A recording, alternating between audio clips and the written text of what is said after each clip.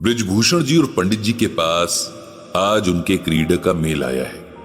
ये रीडर उनके ब्लॉग के शुरुआती रीडर्स में से है। हमेशा कमेंट करके पंडित जी से कम्युनिकेशन बनाए रखते हैं और आज पहली बार उन्होंने मेल किया है। कुछ परेशानी में है और इसमें पंडित जी की सलाह चाहते हैं।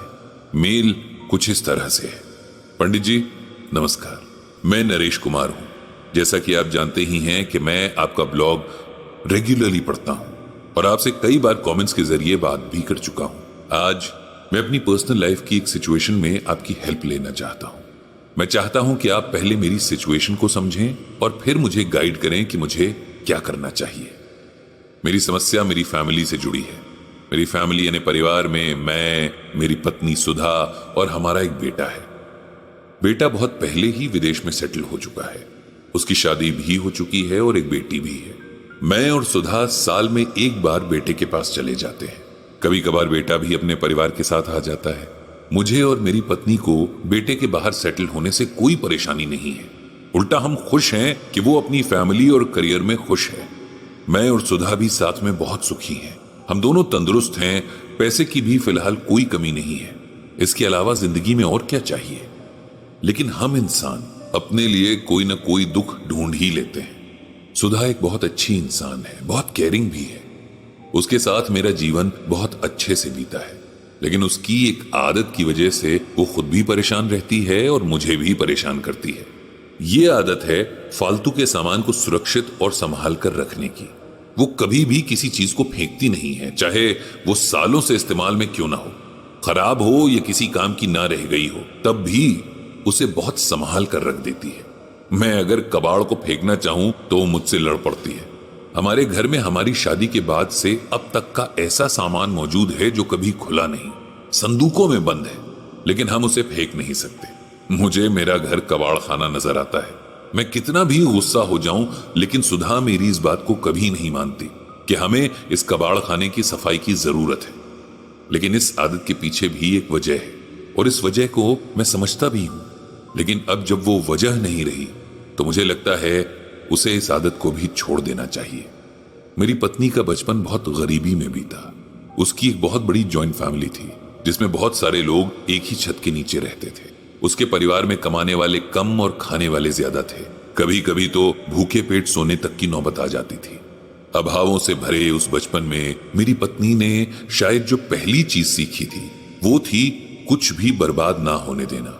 रात को अगर रोटी का एक भी टुकड़ा बच जाए तो उसे सुबह के लिए संभाल लेना। जरूरत की चीजों को बहुत सोचकर खर्च करना और जो फिलहाल काम का नहीं है उसे ये सोचकर संभाल लेना कि क्या पता फ्यूचर में कभी इसकी जरूरत पड़ जाए। शायद बचपन से लेकर शादी होने तक उसने यही सब देखा और किया और इसीलिए ये उसकी आदत बन गई। हमारी शादी के बाद भी उसके नेचर में कोई फर्क नहीं आया, जबकि हमारे घर के हालात अच्छे थे। घर में ऐसी कोई परेशानी भी नहीं थी। एक बार तो सिचुएशन बहुत अजीब हो गई थी। शादी के बाद जब हम पहली बार बाहर खाना खाने गए तो मेरी पत्नी ने एक्स्ट्रा नैपकिन्स अपने बैग में रख लिए थे। घर जाकर जब मैंने देखा और पूछा तो उसने कहा कि मैंने सोचा घर पर काम आएंगे। ये बस एक एग्जाम्पल है। उसको चीजों से ऐसा मोह है कि छूटता ही नहीं। मैंने और मेरे बेटे ने भी बहुत समझाया, लेकिन वो नहीं समझती। मैंने सोचा शायद ये कोई साइकोलॉजिकल प्रॉब्लम ना हो, इसीलिए अपनी पत्नी को बहुत समझाया कि हमें किसी काउंसलर के पास चलना चाहिए, लेकिन वो कभी नहीं मानी। उल्टा रोने लग जाती थी कि मैं उसे पागल समझता हूं, जबकि ऐसा बिल्कुल भी नहीं था। मैं उन लोगों में से हूं जो फिजिकल इलनेस की तरह ही मेंटल इलनेस पर भी ध्यान दिए जाने की इंपॉर्टेंस को समझते हैं और ये भी जानते हैं कि अगर कोई मेंटल इलनेस हुई भी तो ट्रीटमेंट से ठीक हो जाती है। लेकिन मेरी पत्नी ये सब नहीं समझती और ना ही समझना चाहती थी। टाइम के साथ ये प्रॉब्लम बढ़ती गई। बेटा पैदा हुआ तो उसके लिए ढेर सारे कपड़े और खिलौने वगैरह आने लगे, जो आज भी हमारे घर में मेरी वाइफ ने संभाल कर रखे हैं। उसकी ग्रेजुएशन तक की कॉपी किताबों से बक्सा भरा पड़ा है। मेरी वाइफ ने शायद ही कभी कुछ ऐसा बाहर फेंका होगा जो पूरी तरह बर्बाद ना हो गया हो, नहीं तो वो हर चीज को आने वाले कल के लिए संभाल कर रख लेती है। चीजों से उसका ऐसा मोह देखकर मेरा दिल बहुत दुखता है। कभी कभी बहुत गुस्सा भी आता है, लेकिन मैं खुद को समझा लेता हूं। मैं उसे समझाना चाहता हूं, लेकिन मुझे समझ नहीं आता कि उसे क्या कहूं कि वो समझ पाए। उसका चीजों से मोह कम हो जाए, मैं उसे कुछ ऐसा बताना चाहता हूं। और मैं उम्मीद करता हूं कि इस मामले में आप मेरी मदद करेंगे और मुझे कुछ ऐसा बताएंगे जिससे मेरी पत्नी को इस मोह से छुटकारा मिल सके। पंडित जी ने बहुत गौर से नरेश जी की परेशानी पढ़ी और समझी। वो जानते हैं कि हर इंसान को नरेश जी की पत्नी वाली प्रॉब्लम है, किसी को कम तो किसी को ज्यादा, हाँ, लेकिन है सबको। चीजों से, रिश्तों से, लोगों से, जगहों से जो हमारा मोह है वो हम कहां समझ पाते हैं कि ठीक नहीं है, उल्टा सभी दुखों की जड़ है। उन्होंने नरेश जी को जवाब लिखा, प्रिय नरेश जी, नमस्कार। आपका मेल पढ़ा और समझा भी।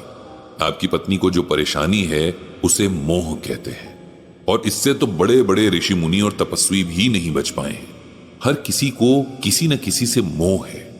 बस फर्क इतना है कि आपकी पत्नी का बेजान चीजों के प्रति मोह हद से ज्यादा बढ़ गया है। इसी मोह के कंट्रोल में होकर अर्जुन ने युद्ध से मना कर दिया था और तब भगवान श्री कृष्ण ने उन्हें गीता ज्ञान सुनाया था। इस मोह के बारे में भगवान ने गीता में बहुत डिटेल में बताया है। एक श्लोक मैं यहां आपको बताता हूं। सत्वात् संजायते ज्ञानम रजसो लोभ एव च प्रमाद मोहो तमसो भवतो अज्ञानमेव च। इसका मतलब यह है कि नेचर ने हम इंसानों को 3 तरह के गुणों से बनाया है। हर इंसान में ये 3 गुण मौजूद हैं। इन्हें सिंपल लैंग्वेज में ऐसे समझिए।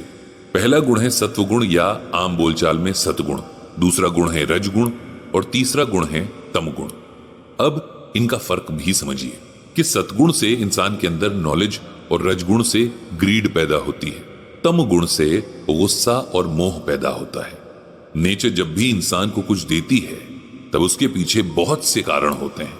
इन तीनों के पीछे भी जो कारण हैं, आइए उन्हें समझते हैं। जो रजगुण है उसकी वजह से इंसान के अंदर मोह माया पैदा होती है और इसी वजह से ये सृष्टि आगे बढ़ती है। ये प्राणियों के अंदर अपना वंश बढ़ाने की इंस्पिरेशन देने वाला गुण है। सतगुण को आप सतयुग से रिलेट कर सकते हैं।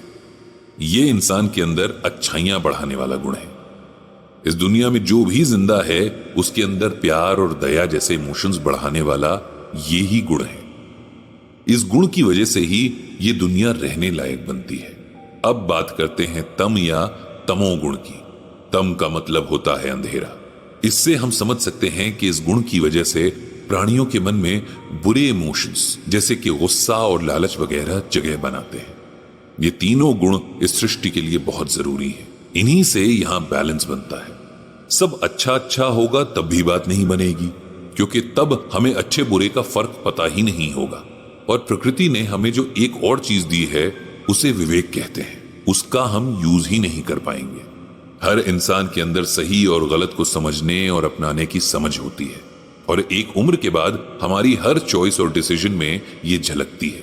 ये बहुत हद तक हम पर डिपेंड करता है कि हम कौन से गुण को खुद पर हावी होने देते हैं। इसके बाद पंडित जी ने कहा कि मोह इंसान के इस विवेक को खत्म कर देता है। इसीलिए भगवान ने गीता में मोह को तमगुण कहा है। आप अपनी वाइफ से कहिएगा कि वे गीता पढ़ें और इस बात को समझने की कोशिश करें। गीता में भगवान ने बहुत डिटेल में मोह को जानने और उससे बाहर निकलने का रास्ता बताया है। भगवान श्री कृष्ण हम सबको मोह माया के इन बंधनों से मुक्त करें और सही राह दिखाएं। इतना लिखकर पंडित जी ने मेल सेंड कर दी।